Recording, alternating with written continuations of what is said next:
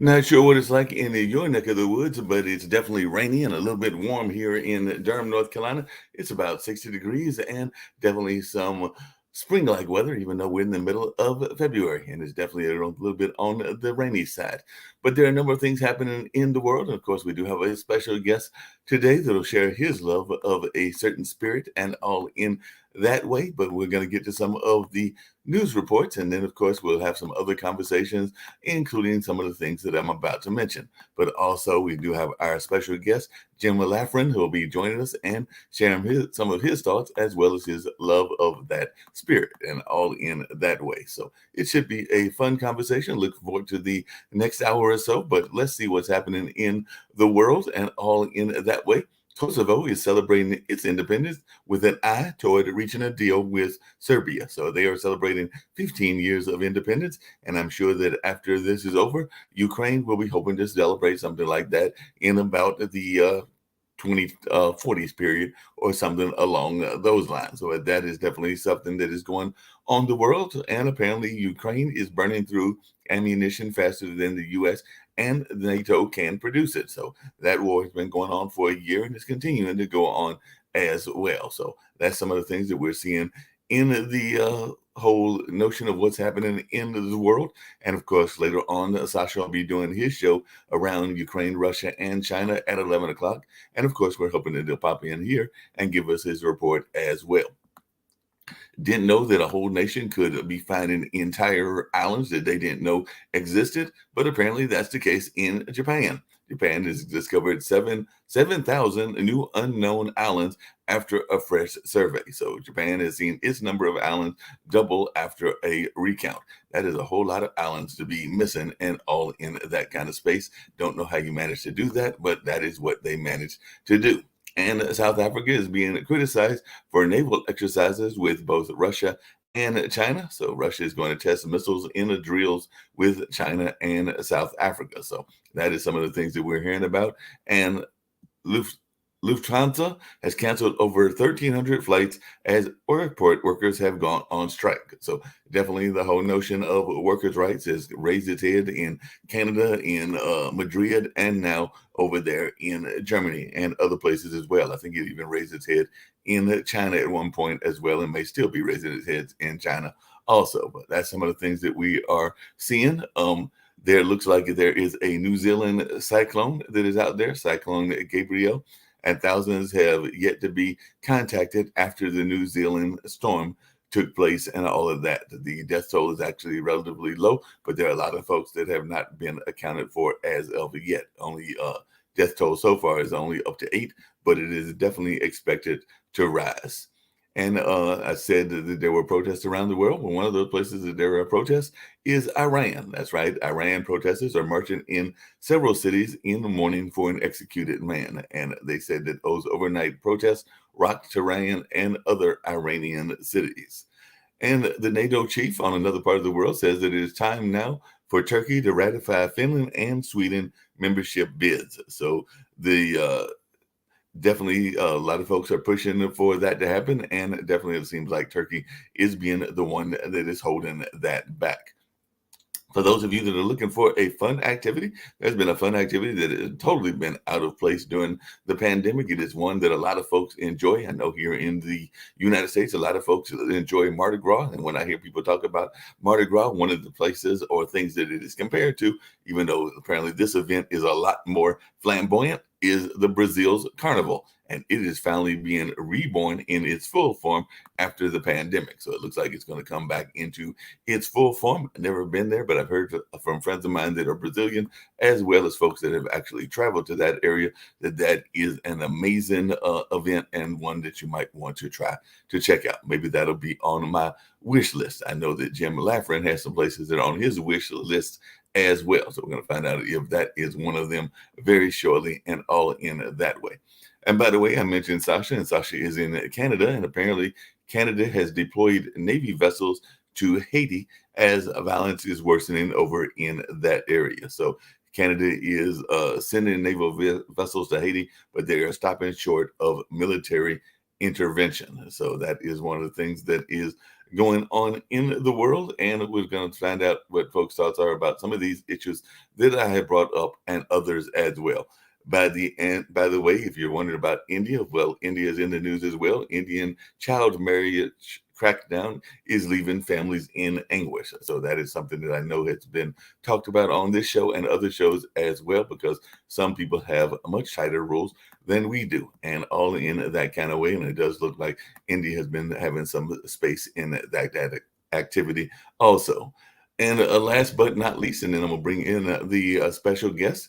It does look like there has been some health reports around what is going on with the president's health and all along those lines. So we did find out that the president did have his physical. It looks like the physical went well for an 80-year-old man. So who knows? Maybe he's going to make his official announcement very shortly as to whether he is going to come in or not as our, one of the oldest presidents and everything. Because whether it's him or whether Trump wins the bid or whatever, it is definitely no doubt that whether either one of them wins, they will definitely be up in the rankings as one of the oldest presidents that we've had. And I know a lot of folks have been talking about the need and the want for youth leadership and all in that space. So it's going to be interesting to see what folks have to say about some of these news stories and some of the other things that are going on in the world. So I'll definitely bring up Jim Laffrin and learn a little bit about what he's got going on and all in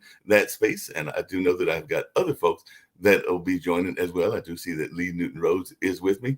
But before we get started on world issues and all of that, and there might be some other things that I'll get to as well, Jim, I know many years ago, I actually attended a beer drinking school. I mean, that's part of the reputation that you've got if you go to a school in Milwaukee. And I am a Marquette graduate and everything, which of course is there in Milwaukee. But one of the things that I used to enjoy doing, maybe just being a little bit of a childhood kind of person and liking to be a little bit contrary, for lack of a better word, and all of that, was I would go into the bars, and there were a number of bars there and everything, and I would sometimes order a glass of wine, probably because my parents were wine drinkers. I had not fully gotten into the beer drinking space, even though I did later do that and everything, and part of it was just probably a young 19, 20, 21-year-old wanted to be slightly contrary, so I would order some wine at a predominantly beer drinking area and all in that space. And I know that you are the founder of a Chicago-based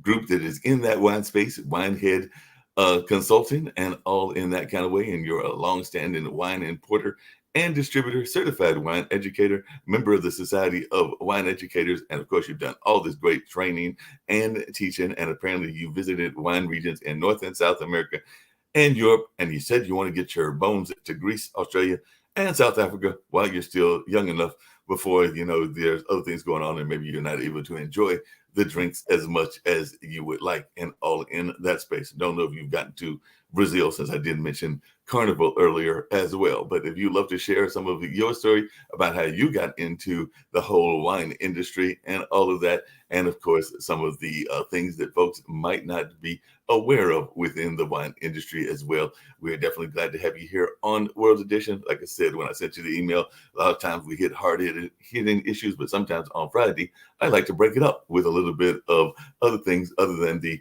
hard-hitting news. Not to say that we won't get to some of the hard-hitting news as well. But Jim, share a little bit of your thoughts and how you got into wine and how life is treating you in Chicago. I told you it's rainy here in Durham. Thanks, Mark. It's great to be with you this morning. It's sobering to listen to what's happening around the world. Right. But the world has been a crazy place for a very long time.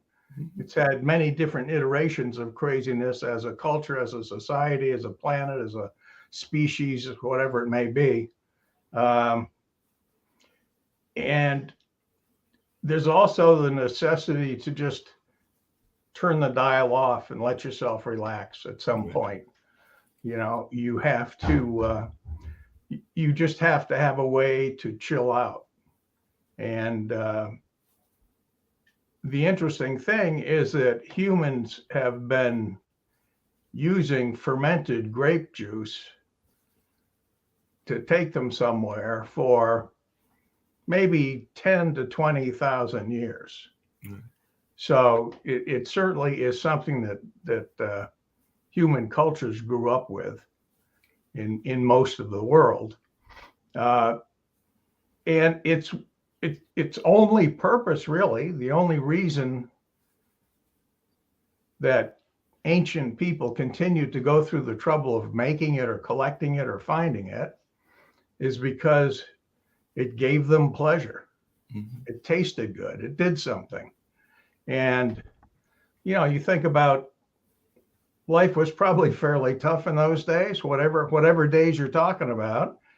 And if you could drink down this beverage that just kind of appeared when grapes got smashed and were left in a pot or a kettle or a skin or whatever, uh, because grapes will spontaneously ferment. Mhm. So it was a chance for the average person to just find some relief, some respite. And Right. so it became part of human culture Right. and continued to be so. So But one people thing, have been enjoying the grape juice for a very long time. no, yeah, no doubt, one of the things that I've noticed, and I know that we've got some folks on, and maybe one of them will join us later, who is part of the uh, Mormon culture and everything, but definitely those grapes, that wine, and everything else have oftentimes had a play within our both play attitude, but also our religious attitude as well. Because I do know that wine and communion are very much a part of a number of Sure. religions out there. So I'd just love to Mm-hmm. hear your thoughts around that, because it definitely does seem to be part of our religious culture as well. Because I do know that within the Catholic Church, the Presbyterian Church, and a number of other churches, that communion is very much a real thing. And sometimes they use real wine, sometimes they use substitutes like grape juice or other things, but that is Mm-hmm. definitely a real part of the religious lexicon, for lack of a better term. Well, wine is really a symbol of renewal. Hmm. You know, to pre-industrial people, let's say, or ancient people, whatever. When the vines die in the fall, there's nothing that looks deader than a dead, dormant grapevine. And for whatever reason, every spring they come back. It's this renewal. It's this spring, this Mother Nature, really, truly.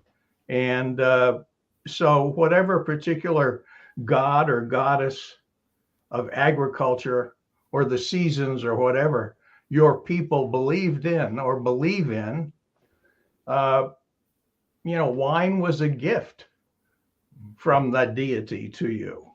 Because really, I mean, it was magic. How did this happen? We go pick a bunch of this fruit and it's tasty and nice, but we just throw it in a place, break it up a little, and leave it for a week. And now it's this experience. Now it warms us when we drink it. If we drink a little too much, we can almost communicate with the gods. We can see them more clearly.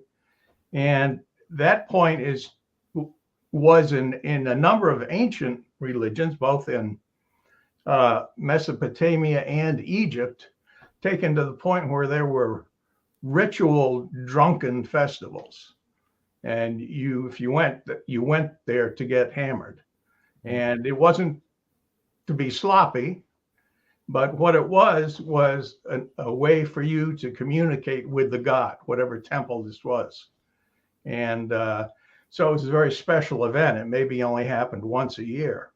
And the common person would actually have an ability to interact with the god. Yeah. So very interesting history here with this little bottle of juice. Definitely sounds like it and everything. I'm bringing in my other panelists, and I do have two of them with me and everything very shortly. But at what point did you get involved in the wine industry? I kind of told you about my story of being, I think my first sip of wine was actually when I was in high school, was actually from either parents or friends of parents and all in that line. And then, of course, when I went to school, I was being a little bit, as I said earlier, contrary and drinking wine in a beer drinking area, even though I'm not going to say that I didn't drink beer there as well. But when did you first get involved in the wine industry, and what are some of your favorite wines? Well, I started actually much as you did. My parents were not wine drinkers. Uh, they would have a couple of cocktails on New Year's or maybe Christmas with some neighbors or whatever. But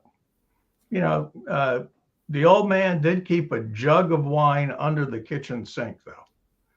And when he'd had a particularly annoying or stressful day, he'd come home and he'd get that jug out from under the kitchen sink, where God knows in the summer, without air conditioning, that was some pretty ruined wine by that point, some pretty intense stuff. And he'd pour himself a little, a little drink, and he'd just stand at the sink and pound that back, put that screw cap back on the bottle and stick it back under there. So it was a pretty funny introduction to wine. Yeah, sounds like But it. yeah, it was a great story. But I just my palate, Mark, I think fairly early, kind of went toward wine, as opposed to, I mean, when you're in your teens, and in my day anyway, everyone was drinking beer, and that was the big thing. And you go out in the woods with a bunch of people, and half a dozen cases of beer or keg or whatever you could round up, and that was all right. But I never was crazy about beer.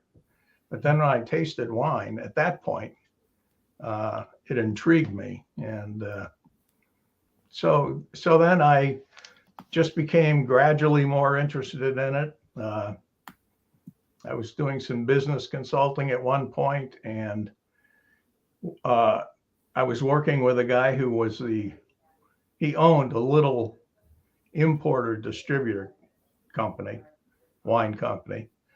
And we had actually met at a tasting group. And he asked me if I would take over the operation of his company. So that was my first actual job in the wine world. Gotcha. And is there a But, favorite wine? I'm bringing in Lee Newton Rhodes and Dr. Dan Weatherford. oh boy, favorite wine. I don't know. There's so many great wines. It's the old, what's your favorite child thing. It kind of depends on the situation, maybe the time of year, what you're having for food to go with it. I'm pretty ecumenical in my palate, but if I could only pick one wine, it would probably be a nice hearty red wine of some sort. Gotcha. And there's so many Well, wonderful places to visit. Vineyards tend to be in really beautiful locations. So, for someone who's a traveler or interested in other cultures, be it generally or other countries specifically, entering that whole other world of that country through their wine and through their vineyards and through their wine story is pretty interesting and pretty welcoming. Yeah. But That makes a lot of Good sense. morning, Jim. I know one of the places you said you hope to visit is Australia. So I'm actually going to bring in Shaquille because he's actually from Australia, or lives in Australia now. He's lived in other places as well, but I know that that's one of your wish lists and everything. So he's not in Australia currently. He's actually traveling the world and all in Well, that space. But I'm not Shaquille has sure how well you guys can hear me. I'm not sure where Hopefully it's good. Shaquille's at now. Shaquille, where are you at now? But I know that Jim, our guest, is a wine connoisseur and everything, and he's definitely stated on his page that Australia is on his wish list of places to visit.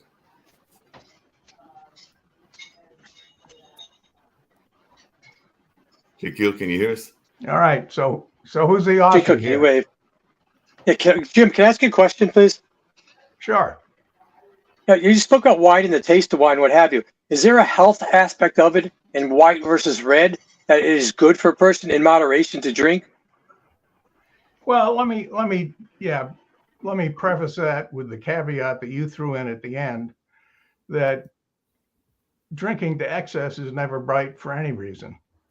I mean, we don't live in ancient times when we were members of a religion that had enforced ritual drunkenness, So barring that, there's really You've been on college campuses, haven't you? no, Dorm I life. haven't actually. No. Okay. But what was the question again? Drinking wine, whether white or red, is there a health aspect of it where it's good for the body, good for the heart? Well, there's a feeling that red wines have more resveratrol, which is the element that helps. It's an antioxidant, a very strong one. So red wine does have more of that. White wine has some, but I think if you're drinking only for health reasons, then you would probably lean toward red wines. And the ones that have the deepest color grapes tend to have more of what you're looking for, because the color comes from the skins, from the polyphenols that are in the grape skins primarily, and to some smaller degree in the pulp of the grape. But the deeper the color, that's kind of a general indicator that you have a lot of polyphenols in that wine, that a lot of color has leached out of those skins. And so Can you not get those benefits? Can you not get those benefits by eating the grapes directly? I don't know. I'm not sure. You can. I don't know if fermentation releases something in particular in the juice or changes the molecular structure of something. I'm not really sure. You can get the same benefits from just drinking grape juice, dark grape juice. Well, Jim, definitely glad you were able to join. Like I said, I definitely wanted to give a little bit of a other thing going on. Hopefully you'll stick around and definitely share some of your other stories as we get into some of the news and everything. I know that Sasha's with us and he might have a report about what's going on in the Ukraine and all in that space and everything, but don't have to go away. We might even have some folks that have some other questions for you as well, but I do want to get to some of the other news items as well. One of them, of course, being the quote unquote clean bill of health that President Biden got. So that probably means that he might be jumping into the race and all of that. I am going to bring in, and hopefully he's ready, Shaquille, and hopefully he'll be able to come on because I know that he is from Australia and he might have some thoughts both about the wine as well as about the other things that are going on. Because I think you mentioned on your bio that Australia, and I think there were some other countries that you're hoping to visit that you haven't visited yet, and all in that space. So, Shaquille, can you hear us? And do you have any thoughts? Mr. Jim is there, and it definitely said that Australia is on his wish list of. I can hear you guys. I can hear you guys. I'm hoping that you can hear me. Yeah, we can hear you. In the air. Oh, no, that's fine. Please. Thank you. Yes. Shaquille, we can hear you and your staff. Sorry. I thought in light of the conversation.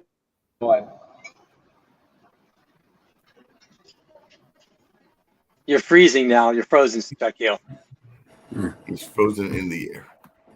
Yeah, I want to point out that that Biden's physical didn't make him any smarter, and it didn't make him any more clairvoyant or clear-minded. Right?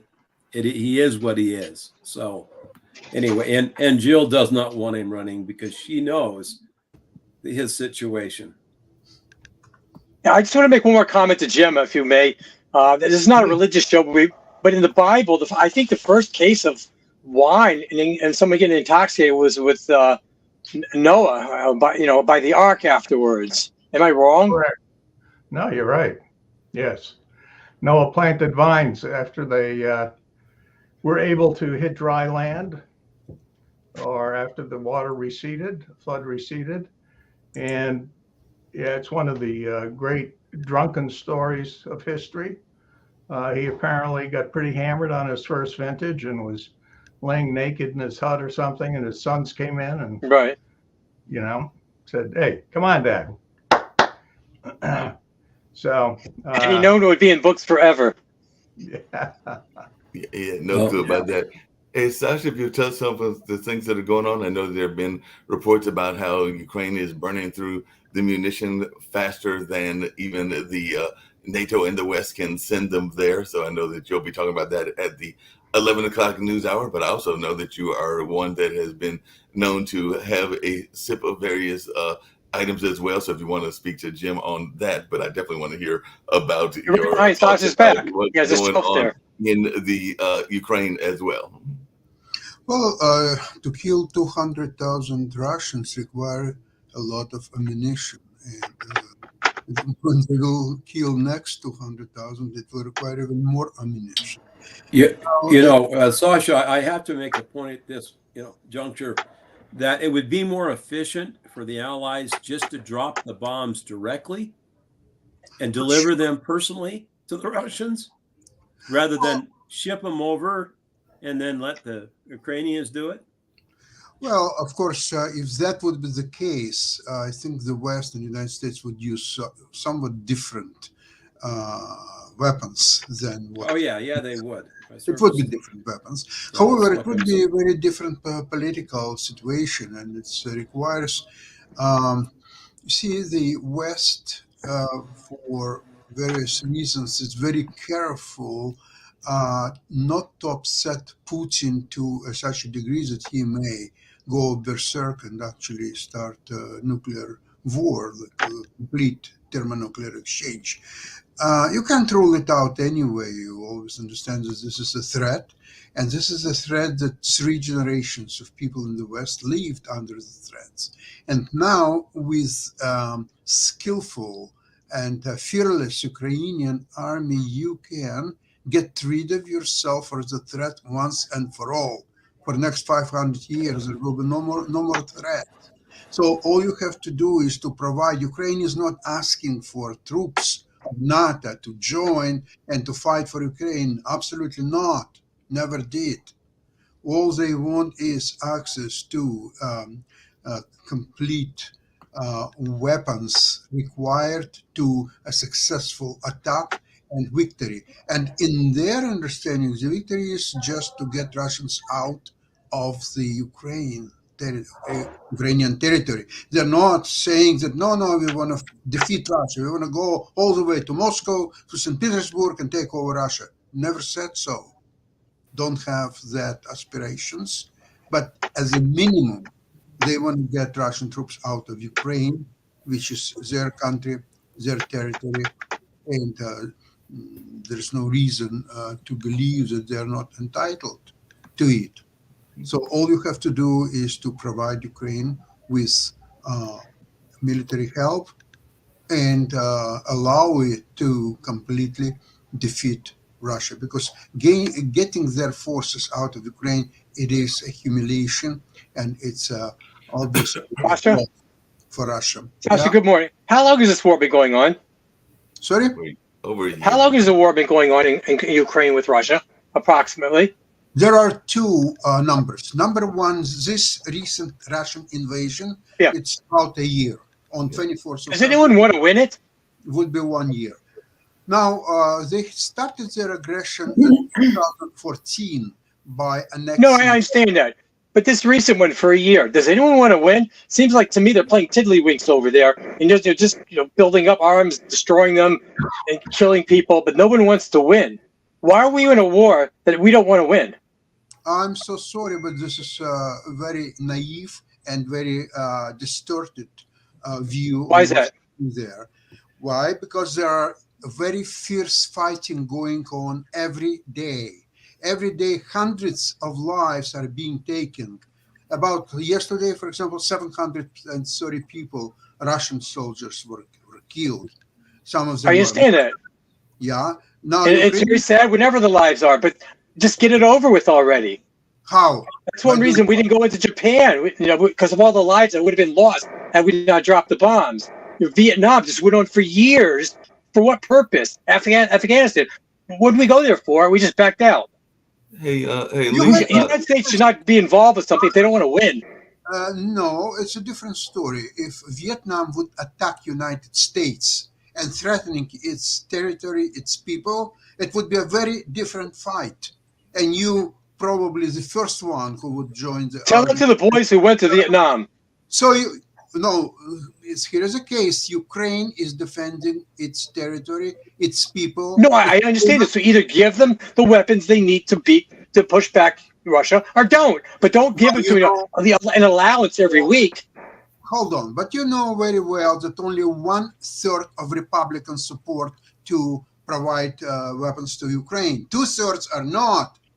So this is going to go into each time a round of negotiations and here and there. That weakens the anti-Russian position and coalition tremendously because they Up until recently, the Democrats had all three houses. Did they not? Yeah, and they were providing capable finances and ammunition. Maybe they could provide more.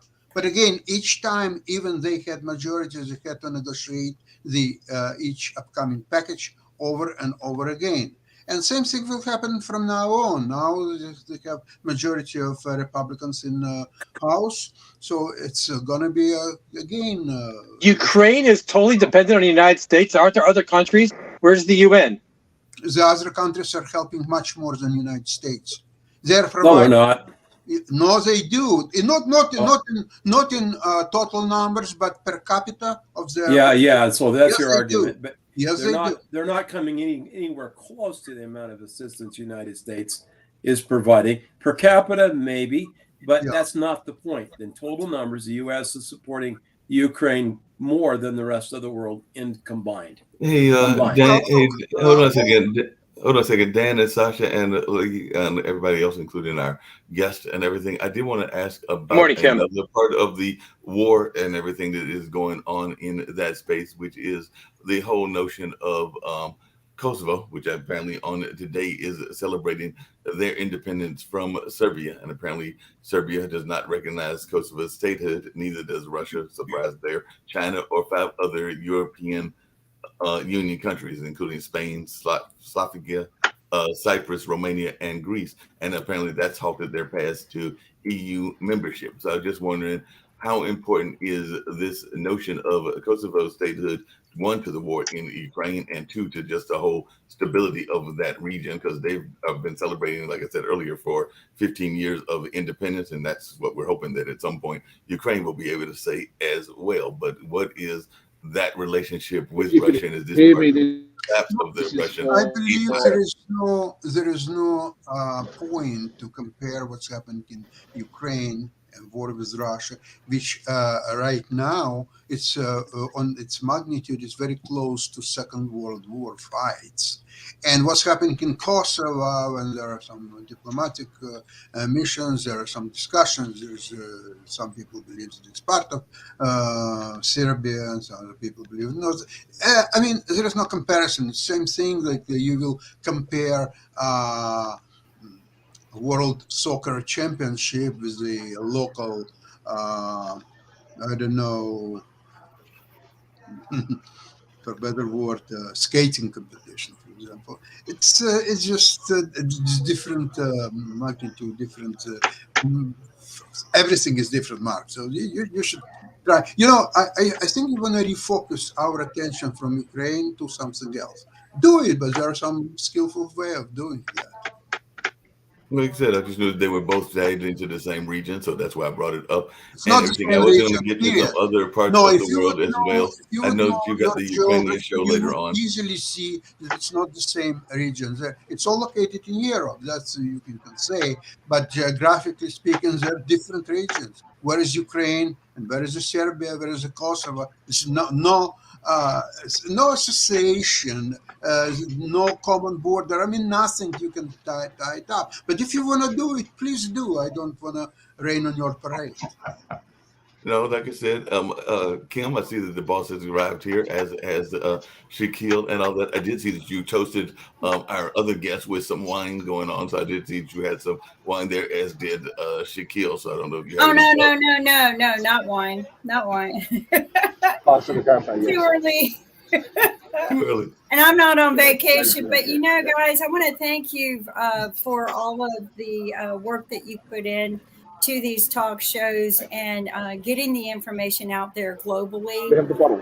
Because I feel like that we're sending out the right message to the people. We're up to 350,000 views this week. And I just want to congratulate everyone for getting up every day and getting out here and just sharing this wonderful information. Thank you. No, glad to do it. I know it's Thank always you for the glad. update. It's great to bring That's amazing wine. guests and all of that, and definitely a great conversation. Hey, Lee, I do have a question, and this is Sure. Sasha just brought up and everything, and changing the topic slightly and everything. But how do you lose several countries? Because then when I saw that news story, and I'm going like, wait a minute, Japan didn't know that they had these islands and everything, because apparently they've added a bunch of islands. They've almost doubled their island size, and I'm going like, how do you go around and not know that you've got these amount of islands and all in that space? Maybe Shaquille's got some ideas, but or other folks. Because when I saw that news story, I'm going like, that's a doubling of your size almost and everything. It seems to me you should already have that knowledge, but apparently they did some reassessment and they discovered 7,000 new unknown islands. So apparently there was a lot of islands that were hiding there in the Pacific Ocean, but I'm trying to figure out how that happened. So if anybody's got any ideas, let us know, because I know. Yeah, there's a link on Fox.com. I didn't read it yet, but I'm not sure that they're all above water. So it might have been through some studies. That's true. So some of these islands might be like Atlantis type islands that are underneath the water and all in that space. So maybe that's what's going on. But yeah, I was just fascinated when I saw that they discovered 7,000 new islands. Maybe they were having, maybe the first time they counted, they didn't have enough wine. Maybe that's what was going on. So maybe that's what happened in that regards. But it'll be interesting to see folks' thoughts about that going on in the world. I'm sure that Dan might have some theories as well.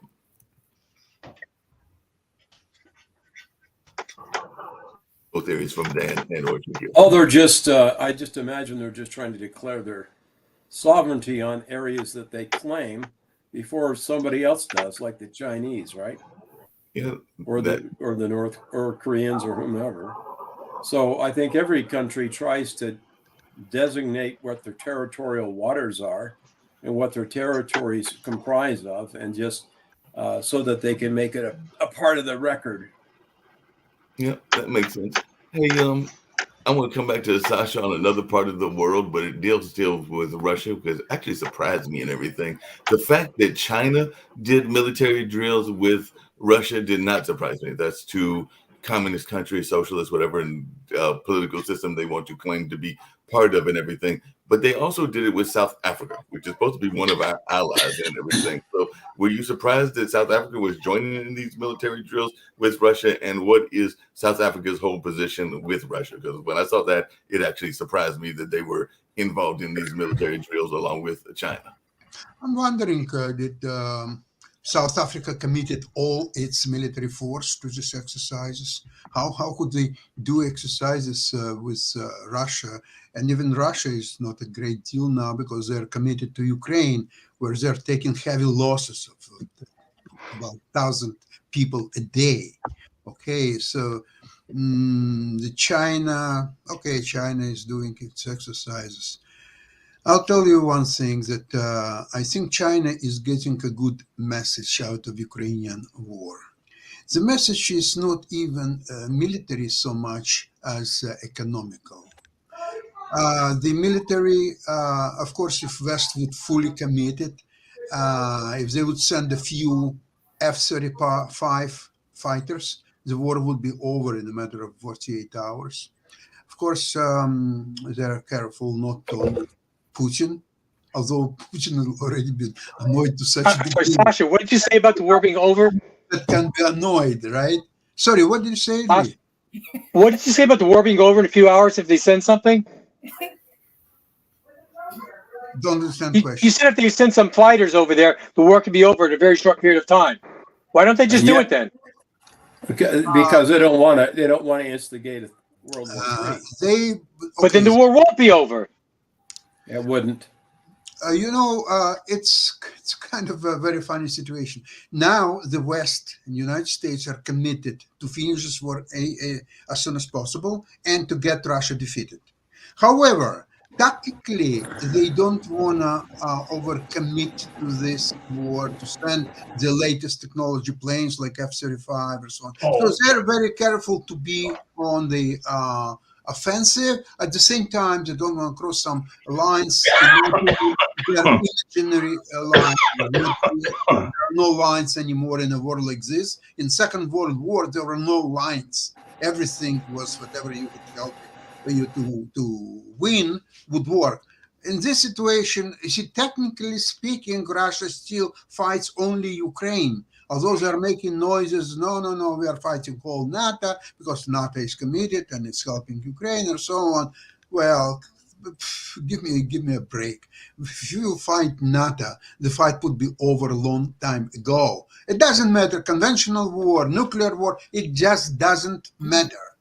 And in fact, for what now I'm getting certain information that it's not even a sure thing that Russian nuclear warheads are ready to be used, because it's been a long time and they haven't did any testing. The maintenance is quite tricky. And by the way, maintenance is done by all Ukrainians or former Ukrainians, because all those nuclear weapons were built in Ukraine.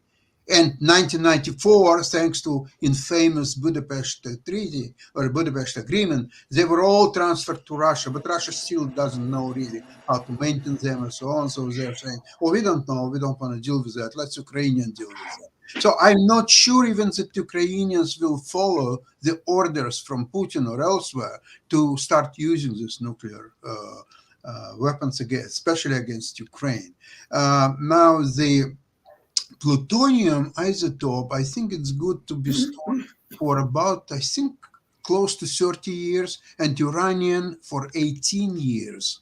So they have to be meticulously maintained. They have to change the this isotopes from time to time. And I don't think that with all the corruption and all the stealing which is going on in the Russian army, I even don't think that they take proper maintenance of their nuclear arsenal. But that's beside the point. I wish there will never be a revelation whether they are good to use or not. Well, that's apparently what they're trying to do on this warship test. By the way, it is the navies that are doing this test. So it's the South African Navy and the Russian and Chinese warships. And apparently they are going to test missiles in the drills as well. Now, whether those missiles are just missiles that are non-nuclear or nuclear, that I'm not quite clear on, but they are saying that they're going to test missiles in this drill that is taking place over this weekend and everything. Mark, and the missiles will be most likely Chinese. I don't think that Russians will try their missiles, because if they're not working, that's the end of story. I think that's a day where NATO, Ukraine, and all other countries just invade Russia and will just take it out.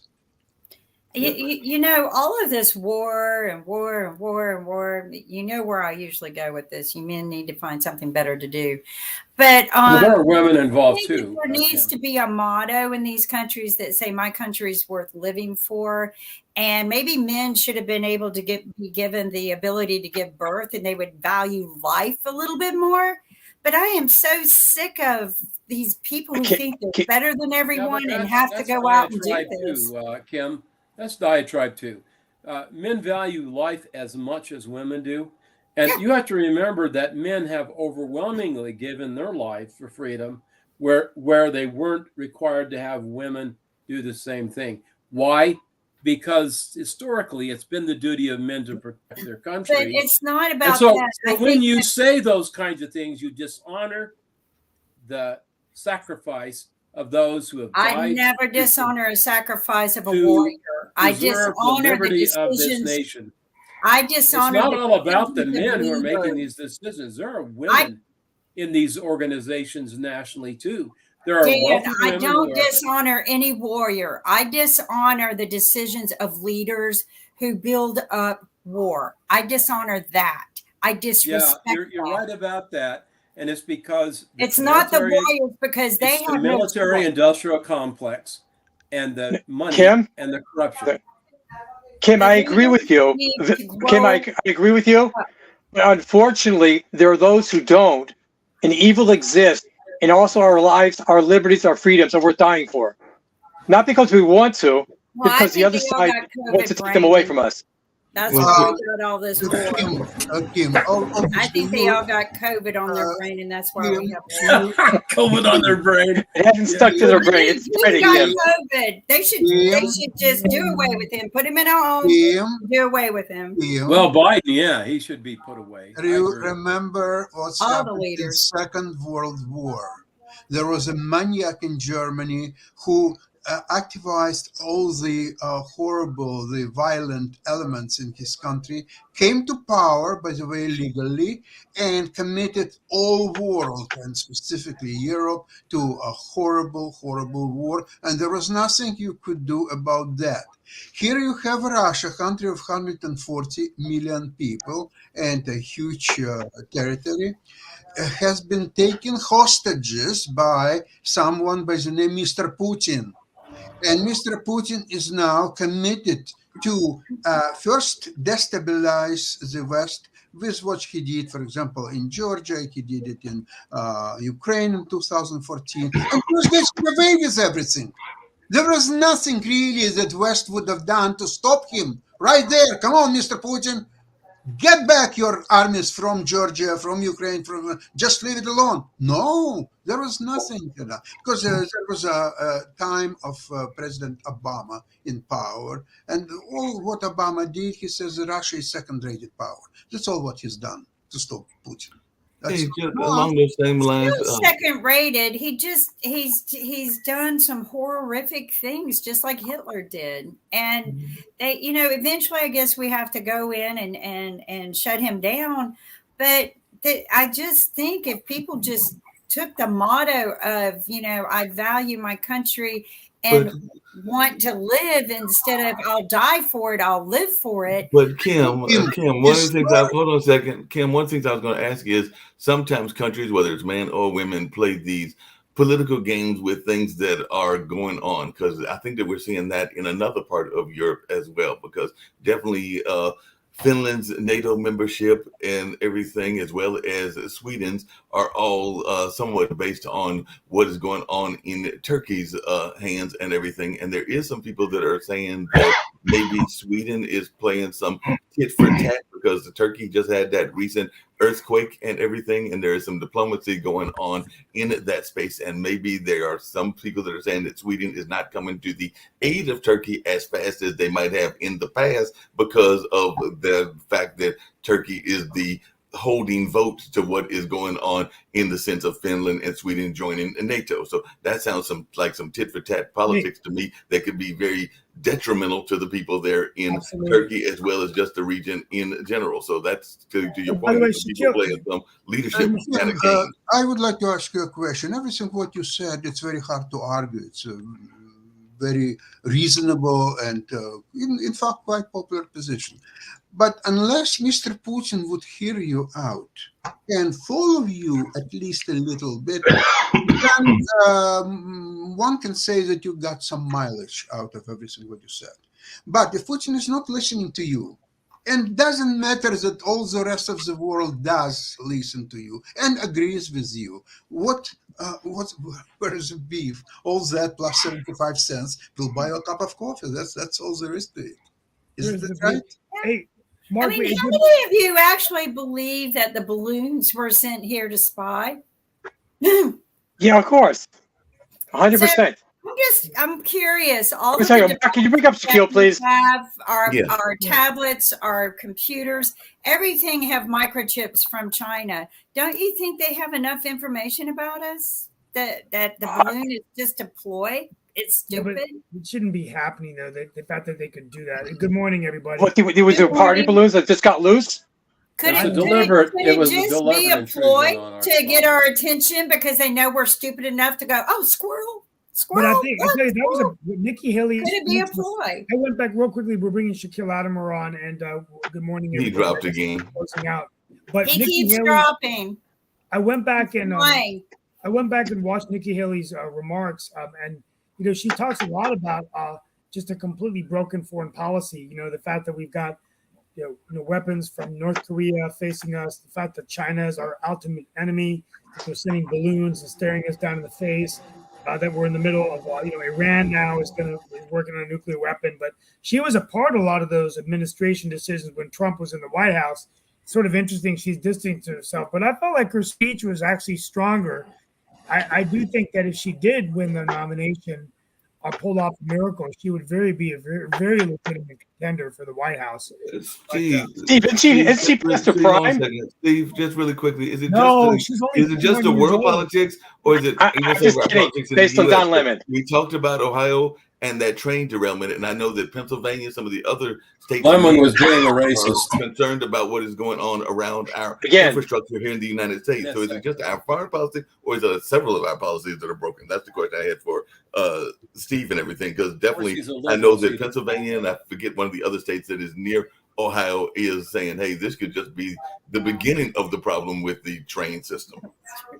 Oh, I think it's we have infrastructure issues in America. I think that this is just the tip of the I iceberg. think it was sabotage. I don't know. Steve, Steve, do you want to comment on the administration? We have Pete Buttigieg in charge of transportation. You have Kamala Harris in charge of the border.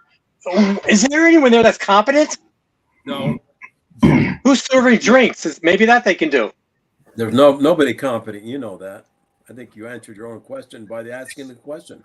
I can't speak to their competency as the moderator of the show, but I will say that there has been issues that they're dealing with. The border is still not being fixed.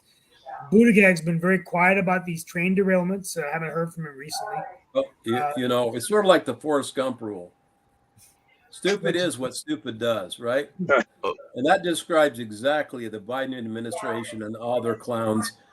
Everybody from the guy who tries to look like a girl that steals clothes from the airplanes, and they're stupid. Dan, what does it say when the president's spokesman says that the president Biden is the best speaker in the administration?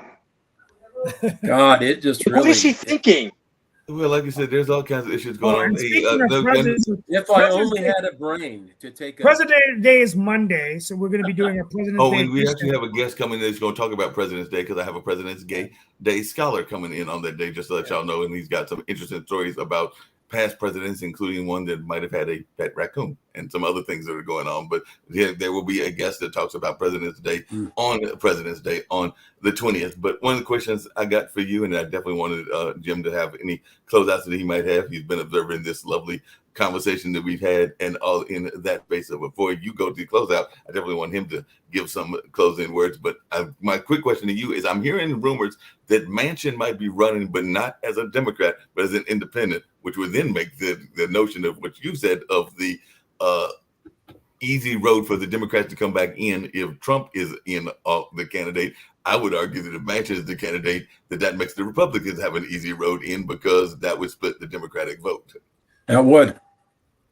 Well, there's also rumors that Manchin's going to run for governor of West Virginia, and that he's doing this just to get lots of name recognition because Jim Justice is terming out, and he doesn't. I don't think Joe Manchin can get reelected. I think that it's going to be really hard for him now with last minute deals on. I could run as a Republican and get elected. Steve, your background looks like you're in the Oval Office. Am I right? No, it's my the windows.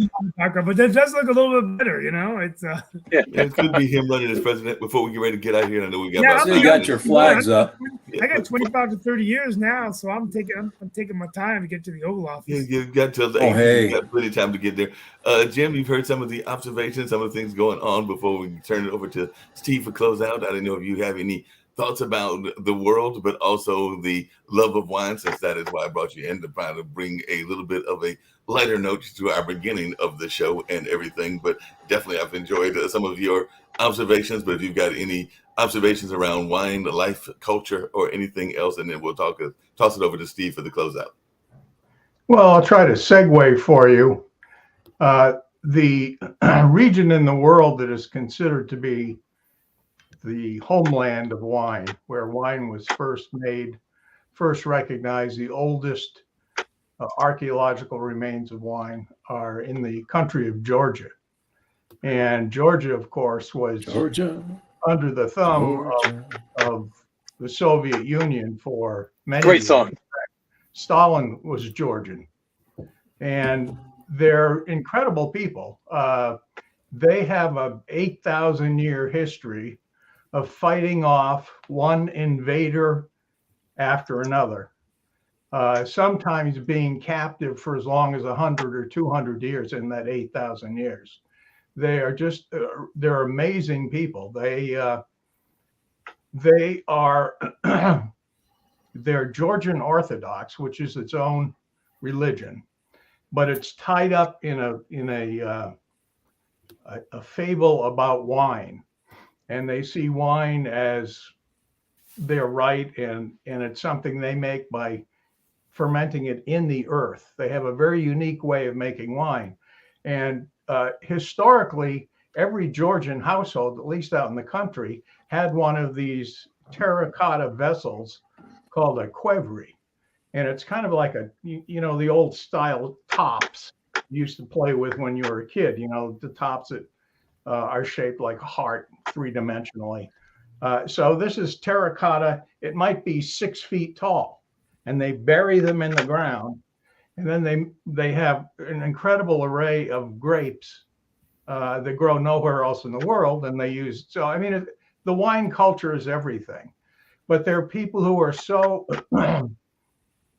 glad to be out from the Soviet, I can't say sphere, because Russia tried to invade them again in 2008 and captured territory and so forth. But they're in their language, to say hello really means may you have victory today.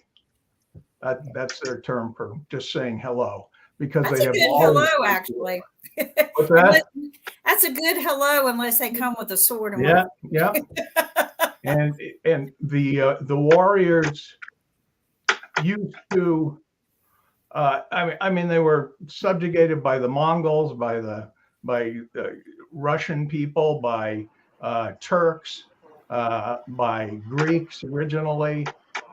So very, very, and I they appear to have internet connection for a few minutes, so gave up their I'll own just say religion. to Jim, I'll just say to Jim, it's lovely to meet Shaquille, how are you. you? Sort of. I'm sorry, I'm on So what I was saying, they never gave up their own religion, even when they were slaughtered. And they But were frequently I heard slaughtered. you They're amazing talking people, about red amazing, strong people. wine, so I had a red wine for Okay, you. stop.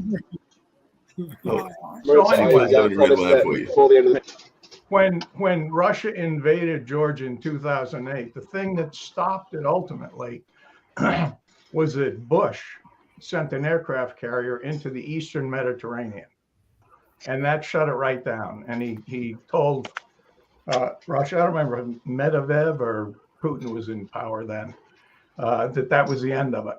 And so Georgia is the place where you can be walking on the street and someone will come up to you and go, "Are you an American?"